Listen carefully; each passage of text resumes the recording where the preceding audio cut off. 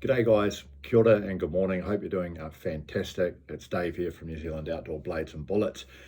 Particularly for those New Zealand hunters, they're starting to get excited this time of the year because we're heading into the raw, as we call it, particularly for red deer and also sika deer later in the month. And there'll be a lot of guys looking at doing some good hunting this month. I just hope you can afford to get out given the price of fuel now. I want to do a video on a cartridge that has been sidelined a little bit in this country for a few years, but is making a little bit of a comeback, particularly in the United States, and that is the 270 Winchester. So when I started hunting, a lot of guys who were private hunters rather than professional hunters were using a 243 Winchester or a 270 or a 308. Those were the three main cartridges we saw at the time. This was the late 80s, and particularly in the South Island, the 270 probably reigned supremely popular because it was just viewed as being a little bit more powerful and flatter shooting than some of its competitors. Now, the history of the 270 is interesting. It was invented in 1925 in the United States by necking down a 3006 Springfield to a 270, and there were a number of gun writers who took favour on this and advertised it widely, and it took off very, very quickly. It was like the 7mm Magnum of its day, and why not? You can shoot a 150 grain projectile at 2,900 feet per second. It will flatten medium and big game very, very well, and it gives incredibly ballistically superior performance for your average sort of hunter, bearing in mind this was 1925.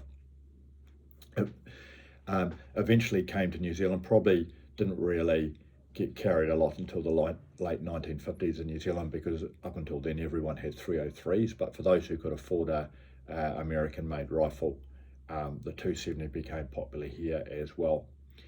And these days, it's not quite so popular.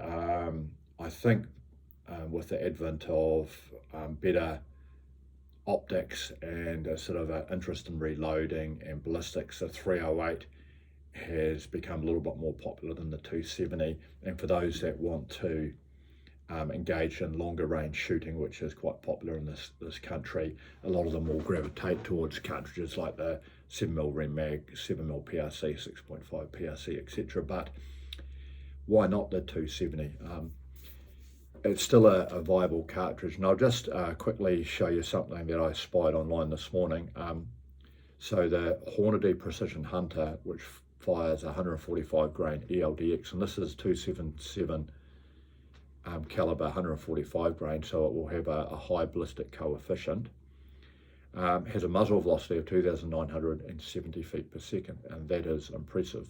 At 500 yards, it's still got a muzzle velocity advertised of 2,157 feet per second, and it's still delivering 1,500 foot-pounds at 500 yards with a 270.